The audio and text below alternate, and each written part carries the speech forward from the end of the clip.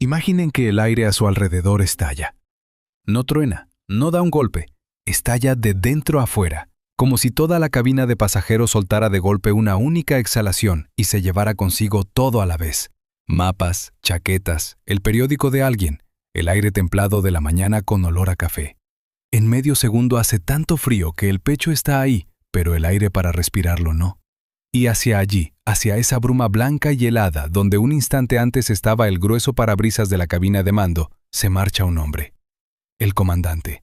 Lo arrastra hacia el hueco de espaldas. Con los pies todavía se engancha a los mandos, pero la mitad superior del cuerpo ya está fuera, en un viento de más de 400 kilómetros por hora, a una altura de más de 5 kilómetros.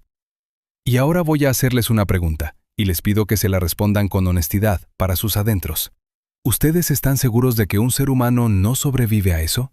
Más de 20 minutos por fuera de un reactor de pasajeros, con un frío glacial, aplastado contra el fuselaje. A eso no se sobrevive.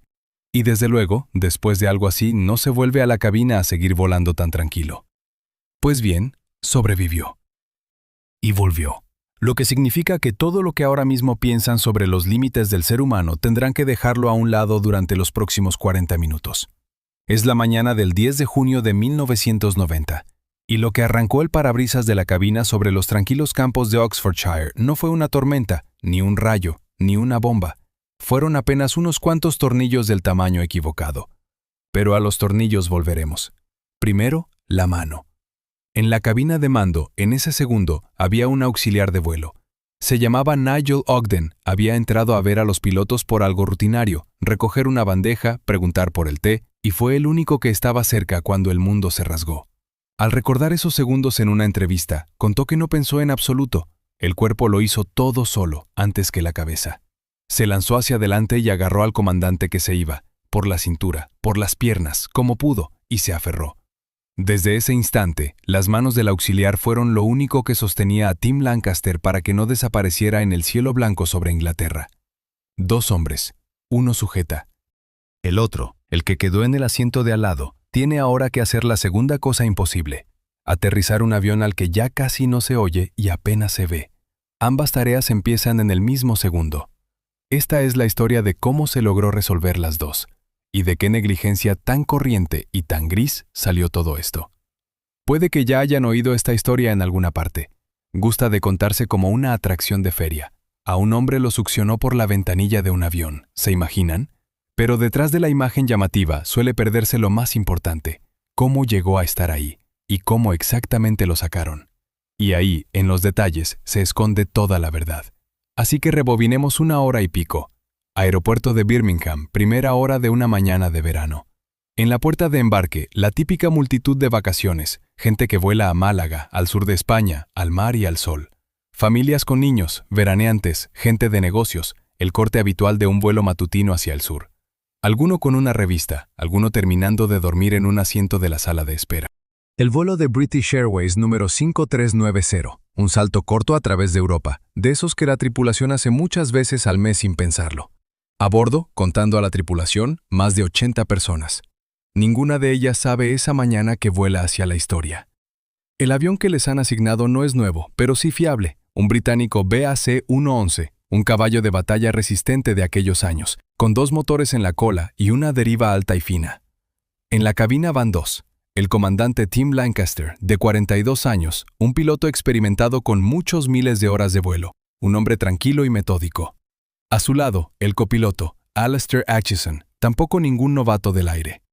Entre ellos el panel de instrumentos y justo delante de cada uno, un gran parabrisas, grueso, de varias capas, encajado en su marco por el perímetro con decenas de tornillos. En esos tornillos no piensa nadie esta mañana. ¿Por qué habrían de pensar en ellos? Los 2 pilotos coincidieron esa mañana en sus puestos por pura rutina del cuadrante, una pareja cualquiera en un vuelo cualquiera. Lancaster volaba desde hacía tiempo y con seguridad, de esos comandantes a los que la tripulación llama serenos. Acheson iba a la derecha, listo, como siempre, para respaldar, apuntar, tomar los mandos si hiciera falta. El segundo par de manos por si acaso.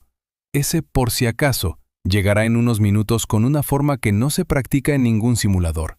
No un fallo de motor, no un incendio, sino la desaparición repentina del comandante justo por la ventanilla. El despegue es tranquilo. La máquina asciende sobre los verdes condados del centro de Inglaterra y vira al sur. En la cabina de pasajeros, los auxiliares empiezan el trajín habitual con los carritos: té, café, un desayuno ligero, el tintineo de la vajilla en el pasillo estrecho. Los pasajeros se sueltan los cinturones, se reclinan, alguno ya dormita bajo el zumbido uniforme de los motores. Todo en este vuelo es lo más rutinario que uno pueda imaginar. Y esa rutina será lo más terrible de la historia. La catástrofe no salió de algo raro y amenazante, sino de una mañana absolutamente corriente. Lancaster, por una costumbre de años, aflojó un poco los arneses de hombro de su asiento. Así se está más cómodo. Así hacen muchos comandantes en el tramo tranquilo del ascenso. Una nimiedad en la que uno no repara. Dentro de unos minutos, esa nimiedad decidirá si se queda en el avión o no. El aparato pasa a una altura de unos 5 kilómetros y pico, en algún lugar sobre Oxfordshire, cerca de la tranquila localidad de Didcot. Las agujas del altímetro trepan, la cabina zumba uniforme, tras los cristales hay un cielo claro de junio sin una sola nube. No hay vuelo más apacible. Y aquí es donde nos toca salir de este avión. Porque la causa de todo lo que ahora va a ocurrir no se gestó en el aire. Se gestó la noche anterior, en tierra, en un hangar, en las manos de un hombre cansado. 27 horas antes del vuelo, ese mismo parabrisas izquierdo se estaba cambiando. Algo corriente. El cristal había cumplido su vida útil. Tocaba reemplazarlo. Un trabajo programado, nada extraordinario. Se ocupaba de él el jefe de turno de mantenimiento, un hombre experimentado, mayor, con muchos años de oficio, no un jornalero casual. Y aquí empieza la verdadera historia de esta catástrofe. Silenciosa, gris, sin un solo villano, y que da escalofríos precisamente porque no hay villano en ella. Según el informe de la Oficina Británica de Investigación de Accidentes Aéreos, el cristal se sujetaba al marco con 9 decenas de tornillos. Al quitar el cristal viejo, el jefe debía elegir tornillos nuevos, exactamente de la misma longitud y del mismo diámetro que prescribe la documentación. La forma correcta es de una simplicidad aburrida. Abrir el manual, buscar el número de la pieza, tomar del almacén exactamente lo que allí se indica y no inventar nada. Él lo hizo de otro modo. Sacó los tornillos viejos que había desmontado, se los llevó al almacén y, a ojo, por comparación, empezó a elegir los nuevos, parecidos, que encajaran al tacto. Calculó el tamaño, comparó en la mano, les dio vueltas bajo una lámpara mortecina. Y se equivocó 2 veces. Primero se equivocó en la propia muestra. Los tornillos que había quitado del cristal viejo también eran incorrectos. Los habían puesto en el cambio anterior del mismo modo. Es decir, estaba copiando un error ya existente. Y luego, eligiendo en el almacén por esa muestra defectuosa, encima no encontró unos exactamente iguales y tomó unos algo más pequeños. De las 9 decenas de tornillos que atornilló al marco, 84 resultaron más finos de lo debido, unas décimas de milímetro menos de diámetro. Otros 6 tenían el grosor correcto, pero eran más cortos de lo que hacía falta. Esa diferencia no se aprecia a ojo. Un tornillo como cualquier otro, entra, la cabeza asienta en su sitio, gira con normalidad. Reconstruir esa noche no es difícil, la investigación lo hizo con detalle, y de los detalles entran ganas de llorar. Un hangar en silencio, noche cerrada, el jefe trabaja solo. Los tornillos viejos salen del marco, con el cristal desmontado va hacia las largas estanterías de tornillería, donde las piezas se distinguen apenas a la vista, sostiene el viejo como muestra y busca uno parecido, le da vueltas bajo la lámpara mortecina, lo calcula en la mano, lo toma. La luz es mala, la escalera está mal puesta, la herramienta no se comporta a la perfección. El manual con el número exacto de la pieza está en un estante. Abrirlo es cosa de 1 minuto, pero con los años el jefe se había acostumbrado a fiarse más de la mano y del ojo que del papel, y esa noche volvió a fiarse. El trabajo parecía cuidadoso, y lo era por todas las señales, salvo por una, invisible. Había también otro detalle inquietante. El mismo método, a ojo, por comparación, se había aplicado antes. El parabrisas derecho de este avión también se había montado en su día de forma parecida, y allí los tornillos tampoco eran perfectos, solo que más cerca de lo correcto, y por eso no pasó nada. Es decir, en el hangar vivía desde hacía tiempo una pequeña costumbre de recortar por lo sano, y desde hacía tiempo salía bien. La catástrofe no fue el primer error, fue el primer error al que le tocó la mala suerte de encontrarse con la altura. La investigación se hizo también otra pregunta: ¿por qué nadie comprobó ese trabajo después de quien lo hizo? Y no encontró una respuesta tranquilizadora. El cambio de un parabrisas se consideraba un asunto rutinario, y no se le exigía una comprobación obligatoria aparte por otro especialista como se le habría exigido algo declaradamente crítico. El jefe era a la vez ejecutor y controlador de sí mismo. Firmó el trabajo, y éste se fue a la noche como realizado. Entre su mano en el almacén y la vida de 80 personas no había ni un segundo par de ojos. Salió a la luz un detalle aún más amargo. Según la valoración de la investigación, incluso influyó la propia vista del jefe. Distinguir a ojo una diferencia de décimas de milímetro entre dos tornillos no es fácil ni con buena luz, y allí había noche, mala luz y cansancio. El hombre se esforzó honestamente por hacerlo lo mejor posible, y justo por eso la historia es tan terrible. En ella no hay un momento en que alguien se desentienda con mala intención. Solo hay una larga cadena de pequeños así vale, donde cada eslabón por separado parece perdonable. De esto se componen las verdaderas catástrofes. No de una tormenta ni de una mala intención, sino de decenas de tornillos, cada uno de los cuales sujeta un poco peor de lo debido, atornillados en la oscuridad por un hombre demasiado seguro de sus manos. Por separado, cualquiera de esos tornillos no es nada, una minucia, una décima de milímetro. Juntos, en altura, bajo presión, son una sentencia. Y ahora hay que entender por qué la sentencia no se ejecutó de inmediato, sino solo en el aire. El cristal de un avión no se sostiene solo con tornillos, lo aprieta contra el marco la presión del interior de la cabina. Mientras la máquina está en tierra, la diferencia de presión entre dentro y fuera es pequeña, y hasta unos tornillos demasiado finos aguantan, sujetan y nadie nota nada. Pero cuanto más sube el avión, con más fuerza el aire templado hinchado desde dentro empuja cada centímetro cuadrado de cristal hacia afuera. Crece la altura, crece la carga, y hacia los 5 kilómetros la fuerza que dilataba la cabina llegó a ese límite que los tornillos incorrectos ya no pudieron aguantar. Durante más de un día entero el avión pareció completamente sano. Lo preparaban. Alrededor iba y venía gente. La tripulación pasaba las comprobaciones habituales previas al vuelo. Los mecánicos veían el cristal bien encajado, y nada delataba que el izquierdo se sujetaba de milagro. En eso está la perfidia de esos defectos. No suenan ni parpadean. Un tornillo incorrecto se comporta exactamente igual que uno correcto, justo hasta el instante en que la carga cruza la línea. Estamos acostumbrados a pensar que antes de una desgracia siempre hay una señal, un ruido de alarma, un presentimiento. Aquí no hubo señal.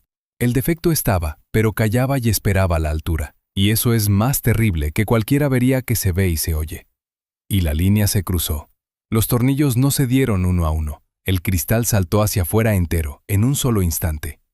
En la cabina de pasajeros lo sintieron como un golpe y un estampido que taponó los oídos, y a continuación llegaron un huracán helado y niebla. En una descompresión, el aire se enfría al instante y en la cabina queda flotando una bruma blanca y gélida.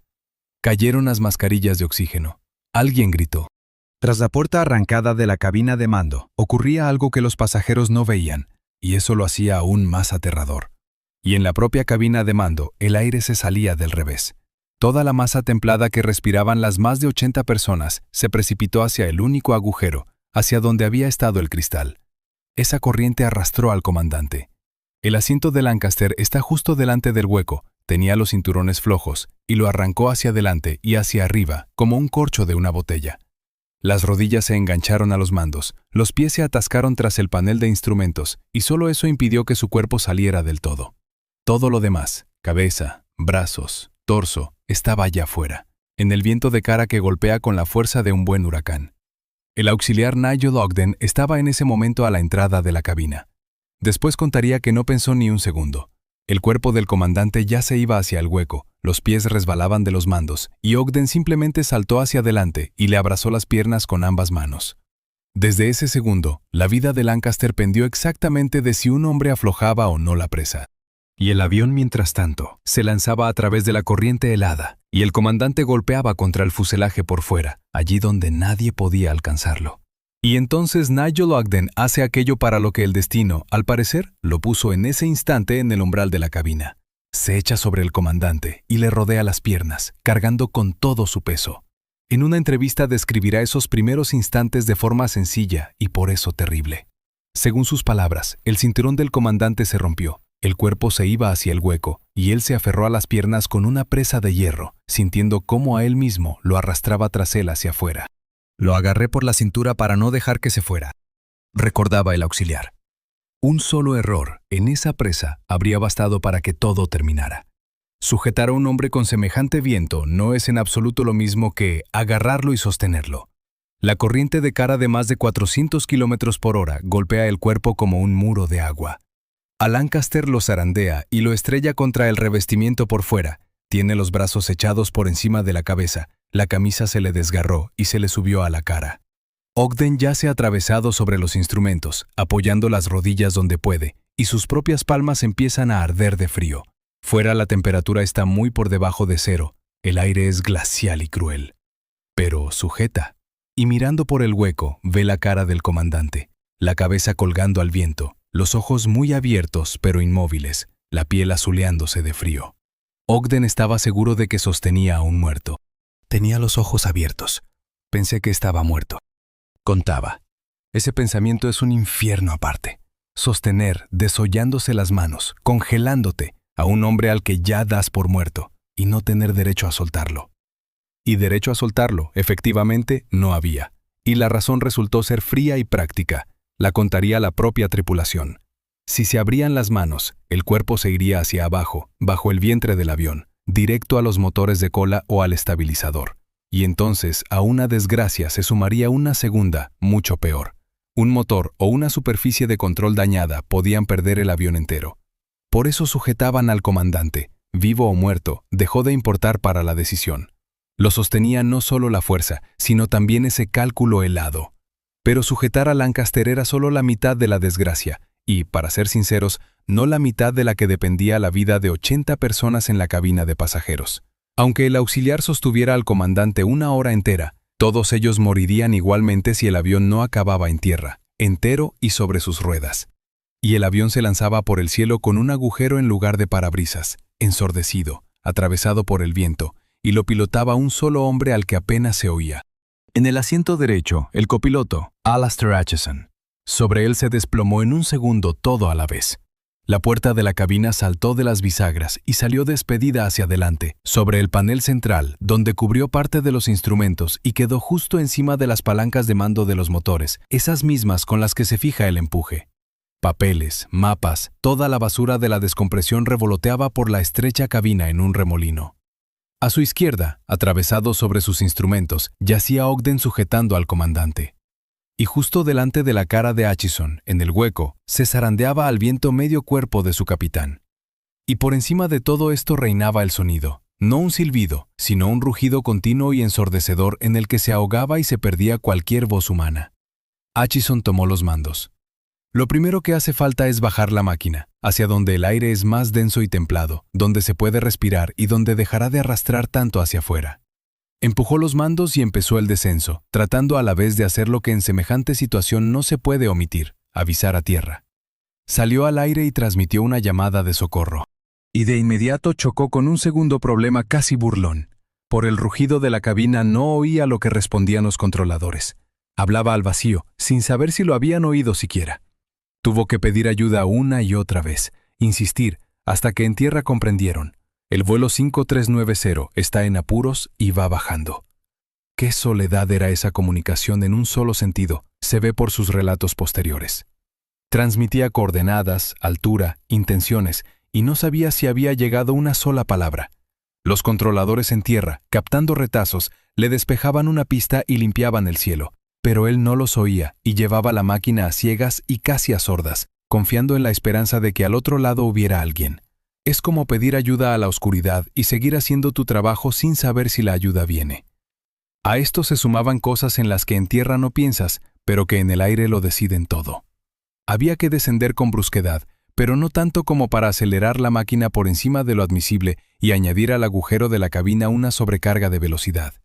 La puerta arrancada yacía sobre las palancas de los motores, estorbando para fijar con precisión el empuje. Alrededor, en el cielo concurrido del sur de Inglaterra, volaban otros aviones, y al aparato de emergencia que descendía había que separarlo de ellos. Acheson sostenía todo esto en la cabeza a la vez: velocidad, altura, empuje, los otros aviones, el comandante que se congelaba y una pista que aún no veía, y seguía siendo el único que pilotaba la máquina. Y todo ello respirando él mismo por una mascarilla de oxígeno en una cabina descomprimida, donde el frío y el aire enrarecido oprimen también a quien va en el asiento. Acheson luchaba no solo con el avión, sino con su propio cuerpo, al que a esa altura también le faltaban calor y oxígeno. Derecho a flaquear no tenía. Si flaqueaba, no quedaba absolutamente nadie que mantuviera la máquina en el aire. Y aquí conviene detenerse y llamar a las cosas por su nombre, porque en eso está toda la historia. A este avión nadie lo atacó, no le cayó un rayo, no lo zarandeó una tormenta, no le fallaron los motores. Un avión sano y estupendo, lleno de gente que iba al mar, se convirtió en una caja de hielo atravesada por el viento, con un comandante medio muerto en la ventanilla, por culpa de una caja de tornillos corrientes que una noche se eligieron a ojo. Toda esta catástrofe se armó con cosas tan cotidianas que da vergüenza decirlas en voz alta.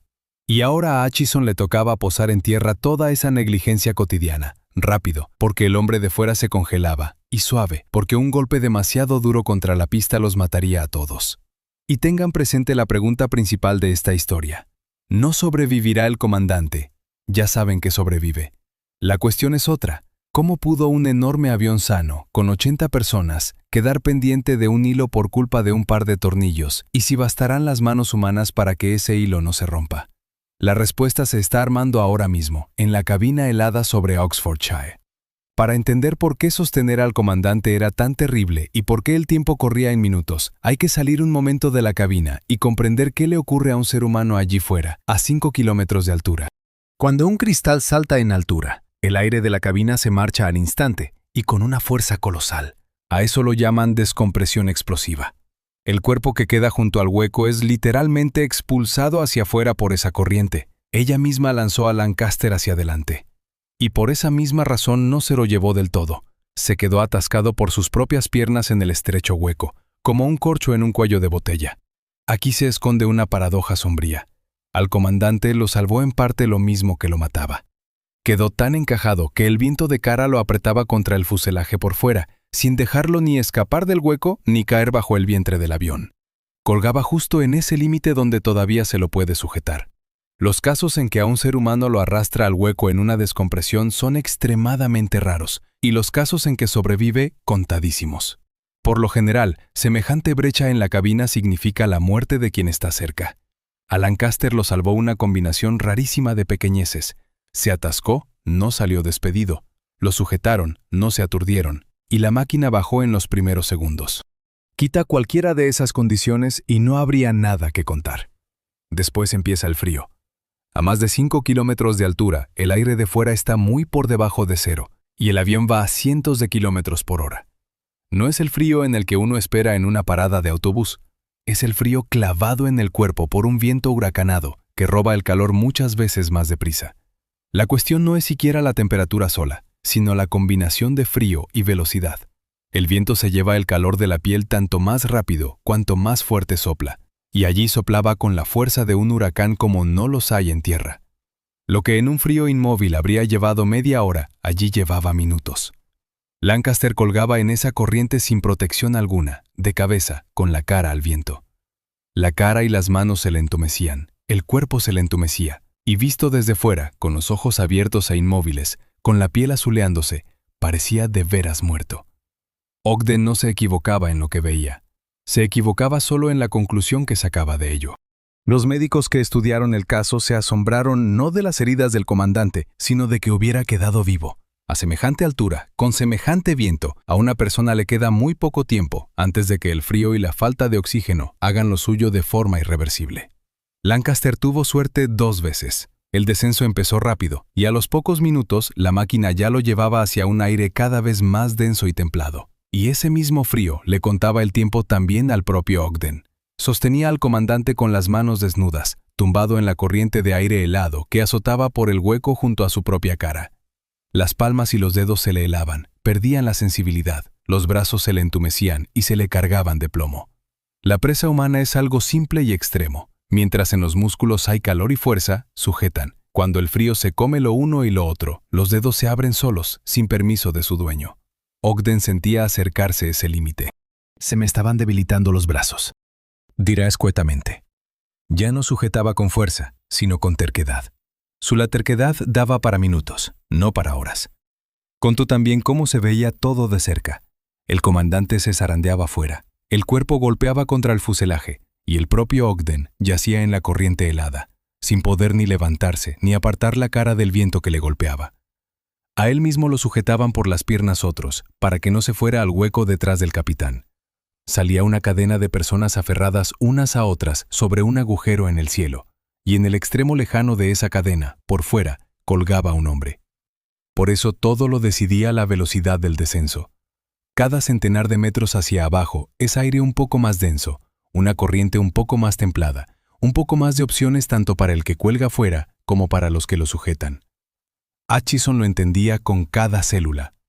Pero había que descender no a cualquier sitio, sino hacia donde bajo el avión hubiera una pista de aterrizaje de verdad. Y ahí surgió esa disyuntiva que convierte este aterrizaje en una hazaña aparte de todo lo que le pasaba al comandante. Para entonces, en la cabina, las manos de Ogden ya cedían de verdad. Llevaba varios minutos sujetando al comandante, aplastado en la corriente helada, con las manos congeladas y el hombro dislocado por el esfuerzo, y sentía que ya no podía más, y abrir las manos no se podía. Y entonces ocurrió lo que en esta historia suele perderse tras la imagen llamativa del hombre en la ventanilla, y que en realidad fue lo que salvó a todos. Sostener se convirtió en trabajo de toda la tripulación. En ayuda de Ogden se abrieron paso otros auxiliares. Según los testimonios de la tripulación, al comandante lo relevaron, lo agarraron por la cintura, por las piernas, por el cinturón, varios pares de manos en lugar de uno, para poder turnarse cuando las palmas de alguien terminaran de fallar. A Ogden, cuyas manos ya estaban congeladas hasta la insensibilidad, lo tiraron hacia atrás y lo sentaron en un asiento, y su lugar junto al hueco lo ocuparon otros. Empezaron a sujetar por turnos, relevándose el pesado cuerpo del comandante, sin dejar que se fuera al agujero ni un segundo. De romanticismo no quedó nada, solo un trabajo duro, monótono y agotador, al frío y al viento. A los que relevaban a Ogden se les helaban las manos igual de rápido. Había que sujetar en la misma corriente helada, y los dedos congelados no eran solo los del primer auxiliar. La tripulación trabajaba al límite, cada uno justo hasta el instante en que sus propias manos empezaban a traicionarlo, y entonces lo relevaba el siguiente. Así, pasándose el cuerpo del comandante de unas manos a otras, iban estirando esos minutos hacia tierra, sin saber siquiera si sostenían a un hombre vivo o a un difunto. Prueben ahora mismo a contar 20 minutos mirando el reloj y sin hacer nada. Es larguísimo. Y ahora, superpongan a esos 20 minutos un viento helado huracanado, un cuerpo pesado y ajeno en las manos, la plena certeza de que el hombre está muerto y el pleno desconocimiento de si aterrizarán o se estrellarán. Eso duró la sujeción. No un tirón, no un fogonazo. 20 minutos de esfuerzo uniforme, continuo, agotador. Conviene detenerse en la simple aritmética de esa presa.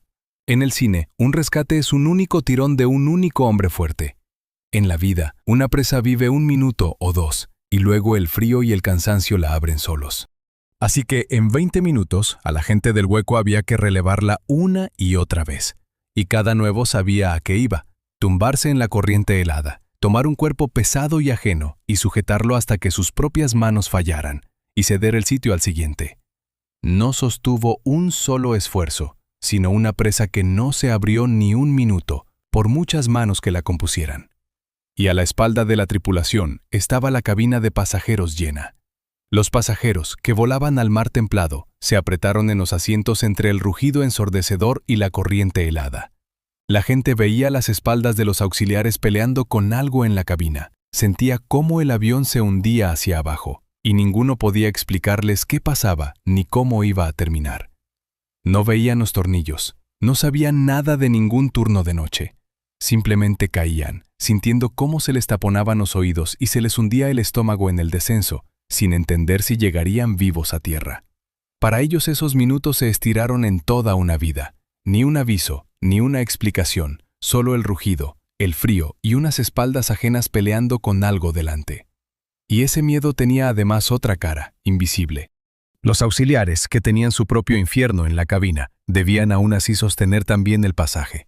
Mostrar cómo ponerse la mascarilla, impedir con gestos y gritos entre el rugido que el pánico prendiera en aquel espacio estrecho en altura. Mientras unos sujetaban al comandante, otros sujetaban a 80 personas aterrorizadas. Y todo lo que se interponía entre esa gente y la muerte Eran unas cuantas manos que se congelaban junto al hueco y un hombre en el asiento derecho que llevaba la máquina hacia la pista. Y en tierra, mientras tanto, se desplegaba su propio trabajo, invisible desde el avión. Al captar retazos de la llamada de socorro, los controladores entendieron lo principal. Un avión grande necesita pista, y urgente. Empezaron a despejarle el aire, apartando otros vuelos, y a movilizar los servicios de emergencia del aeropuerto al que se dirigía. Para cuando el aparato apareciera sobre Southampton, ya lo estarían esperando. Dotaciones de bomberos junto a la pista, ambulancias, preparación para lo peor. La tripulación en la cabina no lo oía, pero la ayuda que Acheson gritaba a una radio sorda ya se reunía a su encuentro. Acheson eligió Southampton. El aeropuerto estaba cerca. El avión descendía justo hacia allí, y no se podía perder ni un segundo. Pero Southampton tenía su precio, y Acheson lo conocía. Una pista corta. Más corta de lo que un piloto de un avión de línea de esa clase está acostumbrado a ver bajo sí. Posar la máquina en semejante pista significa entrar con precisión extrema, frenar rápido y con fuerza, y no tener derecho ni a un error ni a una segunda vuelta. Un día cualquiera, el piloto quizá habría buscado un aeropuerto más cómodo. Pero el día no era cualquiera. El hombre de fuera se congelaba, las manos de la tripulación cedían, y cada minuto de más en el aire trabajaba contra ellos. Acheson eligió lo cercano y arriesgado en vez de lo lejano y cómodo. La aproximación a una pista corta no perdona un exceso de velocidad. Acheson llevaba la máquina algo más rápido de lo normal, así es más seguro con un avión dañado, y eso significaba que en tierra habría que frenarla con más brusquedad y decisión. Derecho a irse al aire de nuevo no se dejaba. Cada minuto de más en el aire era un poco más de frío para el hombre del hueco. Pidió la aproximación. Consiguió que en tierra por fin lo aceptaran y llevó el avión atravesado por el viento hacia el pequeño aeropuerto de la costa sur de Inglaterra, como si no fuera a haber otra aproximación, y no debía haberla. En una pista corta todo se comprime en segundos. No se puede quedar corto, no habrá hormigón por delante, no se puede pasar, te sales por el borde lejano. Hay que tocar justo al principio de la pista, exacto de velocidad, y clavar de inmediato los frenos. Un piloto normal hace esto en un aeródromo conocido en un día tranquilo. Acheson lo hacía en una pista corta ajena, en una cabina destrozada, con un hombre en la ventanilla y un rugido en lugar de silencio, y derecho a repetir la jugada no tenía. Y aquí los dos hilos de esta historia, el de fuera y el del asiento, convergen en un mismo punto del espacio y del tiempo. Mientras la tripulación, por turnos, desollándose las manos congeladas, sujetaba al comandante en el hueco, el copiloto sacaba el avión a la pista corta. Llevaba una máquina que veía como a medias, por el cristal lateral, en la corriente de aire helado, sin parte de los instrumentos cubiertos por la puerta arrancada, con el medio cadáver del capitán justo delante de la cara y un rugido en lugar de radio. Frenaba la velocidad, cazaba la altura, mantenía el rumbo y la senda, haciendo con las manos todo lo que se enseña durante años, solo que en unas condiciones que no se dan en ningún entrenamiento.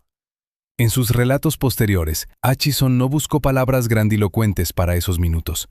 Por su propia confesión, por el rugido del viento apenas oía a los controladores, y hasta el último momento no supo si sus peticiones de aterrizaje habían llegado a tierra, y aún así siguió trabajando como si lo oyeran. Simplemente hacía su trabajo, paso a paso, como le habían enseñado. Descenso, velocidad, comunicación, pista. En esa cotidianidad está la fuerza de aquel aterrizaje. Mientras en la cabina rugía el viento y en la ventanilla colgaba el comandante, el copiloto, metódico, sin pánico, descomponía la catástrofe en tareas comprensibles y las resolvía una a una. La tierra se acercaba. Campos, carreteras, edificaciones. La cinta gris de la pista creciendo en el hueco de la ventanilla lateral. Las ruedas tocaron el hormigón de Southampton. El avión rodó por la pista corta, frenando, dando tumbos, y se detuvo, sobre sus ruedas, entero, con los motores en marcha. Hacia él ya corrían los camiones de bomberos y las ambulancias, movilizados por la llamada de socorro. El rugido se apagó. Por primera vez en más de 20 minutos, en la cabina se pudo oír la propia voz. La tripulación seguía sujetando al comandante en el hueco, aterido, inmóvil, con los ojos abiertos, aquel a quien casi todos a bordo ya habían enterrado mentalmente. Y entonces Tim Lancaster se movió. Estaba vivo. Todos esos minutos, contra el frío, el viento y la certeza general, había seguido vivo. Inconsciente o en un shock profundo, pero vivo. Lo metieron con cuidado de nuevo en la cabina y lo entregaron a los médicos. Y aquí queda del todo claro para qué había que sujetar. aquella sujeción, que parecía una hazaña sin sentido sobre un cuerpo muerto, era la única decisión acertada de todas las posibles. Si las manos se hubieran abierto un solo segundo, por miedo práctico, por cansancio, por el horror de sostener a un difunto, no habría habido historia con final feliz. Al comandante lo salvó exactamente el hecho de que no lo soltaron cuando todos estaban seguros de que ya no había a quien sostener. El balance de aquella mañana suena casi inverosímil a la luz de todo lo que hemos descrito. A bordo no murió ni una sola persona. Todos los que aquella mañana de junio volaban a Málaga volvieron a tierra vivos, asustados, helados, pero vivos. A quienes peor les fue a dos. El comandante Lancaster sufrió congelaciones, contusiones, un shock severo y fracturas, en un brazo y en los dedos. Más de 20 minutos al viento helado no podían salir gratis.